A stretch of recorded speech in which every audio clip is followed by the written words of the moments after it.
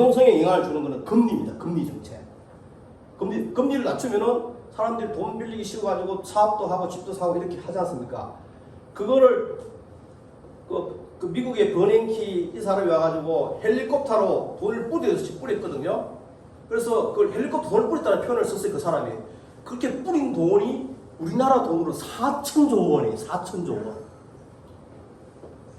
그러니까 미국이 지난달에 물가가 엄청 올랐다. 미국이 통화해보면 물가 장난 아니래요. 그래서 내일 그 미국 그 금리 발표 0.75% 올린대요. 빅스텝이라 그는 보통 0.25% 단계적으로 이렇게 올리는데 한 번에 올리는 거거든요. 돈을 빨아들여야 되는 거야. 그러면은 이제 대출 받은 사람이고 연금생활도 뭐 자원자 여러 가지 영향이 있겠죠. 경제 전반적으로. 우리나라는 금통위에서 하는데 금통위에서 금리 조정은 12달 중 8달만 금통위를 매달 열리는데 4번은 경제 안정을 하고 8번은 통화 금리 조정을 해요. 근데 이달에는 다음 달이 있거든. 3, 6, 9, 12월 달 금통이 안 열려요. 근데 열리면은 그때도 0.5% 분명히 올릴 거예요. 우리 지금 물가 장난 아닙니다. 이 식당에 점심값 먹으러 가서 장난 아니에요. 서울에 엄청나게 올랐어요. 그래서 이런 거 돈을 빨아들이는 정책을 하는데, 이제 부동산 뭐 돈하고 관계, 부동산이 뭐 폭락을 할 거리 이렇게 하는데, 그거는 지역에 있잖아. 좀 부동산 지역성이 있는데 그렇게까지 폭락은 떨어지긴 맞는데, 폭락을 하게 되면 자산 디플레이션이 우리나라 경기 다 뒤집어져요. 그래서 굉장히 고통스러워요. 그래서 소프트 랜딩 시키고 있는데 현재 그 피크에 대해서 30% 정도까지 그 현 정부의 5년에 30% 정도 떨어져야 그 가격이 정상이에요. 내가 봐서. 우리 주거 복지 차원에서는 그게 도움이 되는 건가요? 그런 상황. 자, 새로운 이 부동산 시장에 진입하는 계층은 유리하죠. 근데 저희 나이 또에 있는 집 하나 한두 개 갖고 있고 뭐 월세 받고 사는 이런 계층들도 많지 않습니까? 그 특히 베이비 부모들 은퇴는 했는데 월세 받아갖고 사 이런 사람들은 안 좋죠. 여기 다 양면성이 있는데 뭐든지 시장이 변동성이 크면은 힘들어지는 그런 저소득층 서민들이 힘들어져요. 그래서 서서히 오르고 서서히 내리고 이런 게 필요하고 그걸 국가가 그런 걸 역할을 해야 되는 거야. 그걸 경제 미조정 해가지고 그렇게 해야 되는데 그건 현 정부의 경제 라인들이 그 정도 할 수 있는 능력인지 그건 모르겠는데 어쨌든 그건 지켜봐야 되고 것 같고 그 문재인 정부를 많이 곤란한 거는 정책에 대한 시장을 잘못 읽은 것도 있지만도 정책을 잘못했다기보다 운이 너무 안 좋았다고 저는 봐요. 저는 김현미 장관 보면서 아니 왜 안 내려오는 거야? 계속 맨날 이렇게 됐거든요. 운도 운이지만 일단 그 문제가 저는 인상 그래가지고 그 역대 국토부 장관 중에 최장수였죠. 4년 조금 안 될 정도로. 근데 문재인 대통령이 큰 소리 쳤잖아요. 저 4년 차인가 그 집값 잡겠다고 큰 소리 치고 이랬는데 그 믿은 건데 그 여러 가지 정책을 많이 썼고 주거복지 측면에서는 문재인 정부 행기 많아요. 왜냐하면은 저 주거급여도 박근혜 정부 때 중위소득 43% 됐던 걸 45%까지 끌어올렸어요. 그리고 마지막에 46%까지 확대를 했고, 그리고 그 제일 부양 의무자가 있으면은 급여를 배척을 시키잖아요. 주거급여는 부양 의무자 자식이 따로 살고 이러면 다 줬어요. 주거급여를 확대를 맛있게 해가지고 그 혜택 받는 사람 굉장히 많이 늘었어요. 근데 그 주거급여를 지원받는 경우도 너무 길어지는 것 같아서 집회하겠습니다. 뭐 그렇습니다. 그렇고 네. 그 LH에서도 또 시민 단체도 나가셨고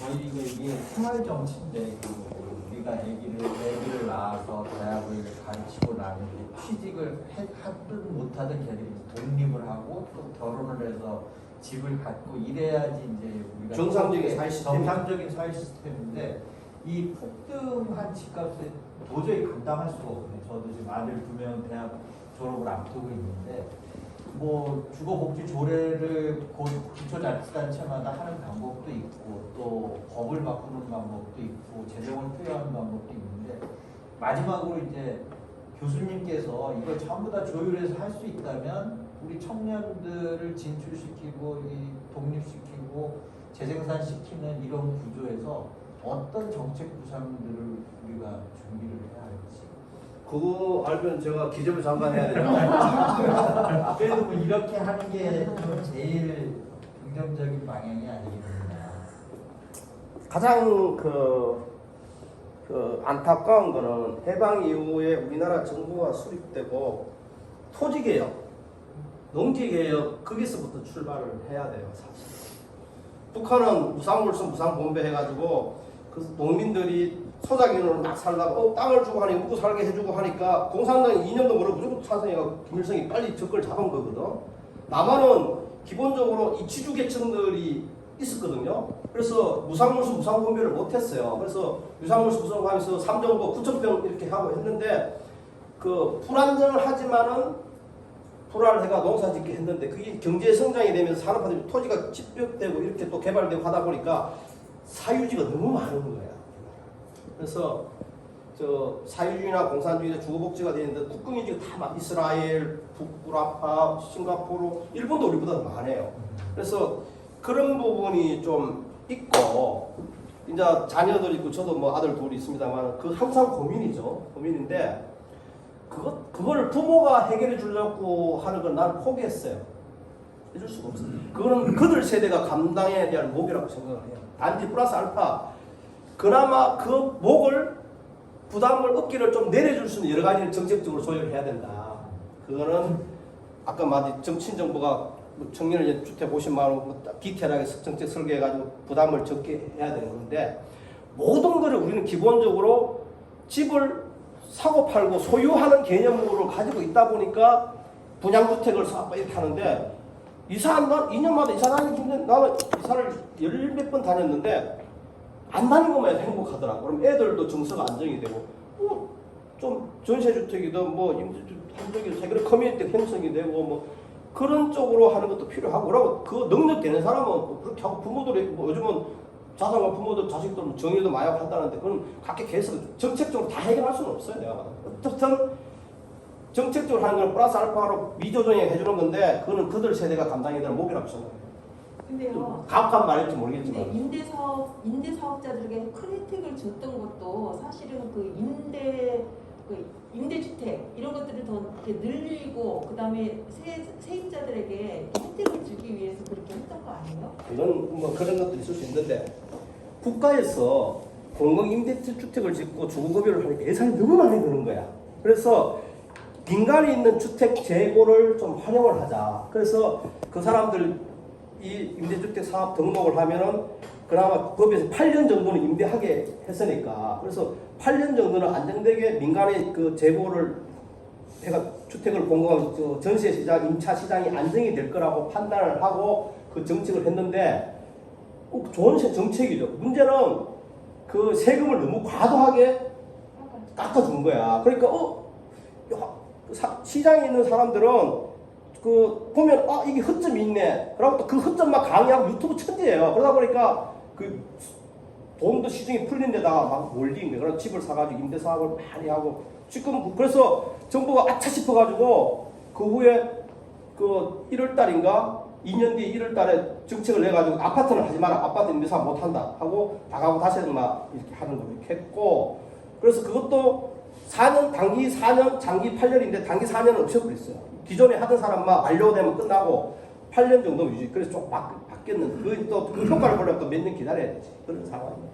이게 여러분 모든 제도가 정책이라는 거는 역사성이 있어요. 처음 만들 때 이유가 있었던 거고 그런 제도 유지 바뀌고 그런 걸 쭉 이렇게 연결해야 이게 알 수가 있는 거예요. 공무원들도 한 자리 계속 있어서 그걸 다 아는데 정권은 5년마다 바뀌잖아. 그러면은 그 역사성을 따져가지고 보완해가 풀어야 되는데 이거 지난 정부 아니야? 새로 이렇게 가면 안 되는 거지. 지금 다 우리 그렇게 왔어요. 그래서 한 정부가 나는 헌법을 바꿔야 된다 생각하는 사람인데 이제 5년 단임이 아니다. 제도 한 10년 정도는 정권을 잡아가지고 안정적으로 해야 제도가 굳어지고 이렇게 하는 거거든요.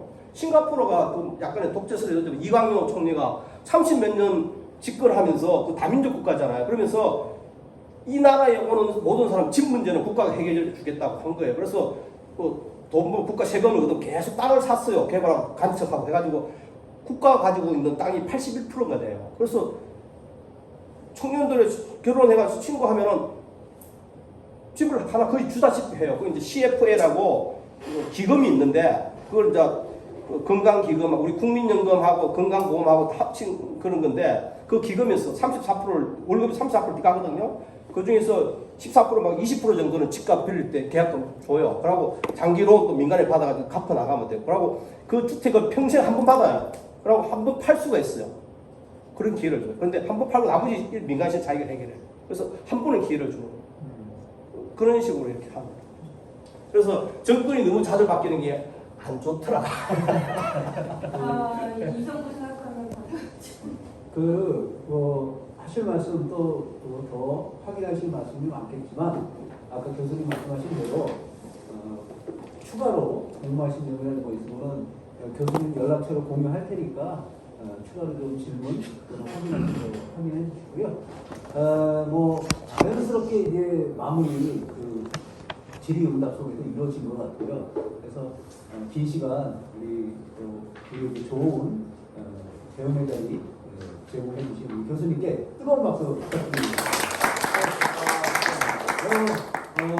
제 152차 2012사회 포럼 이것으로 마치도록 하겠습니다. 여러분 수고하셨습니다. 한마디만 사진 희망이 일상이 되는 사회가 국회사회. 네.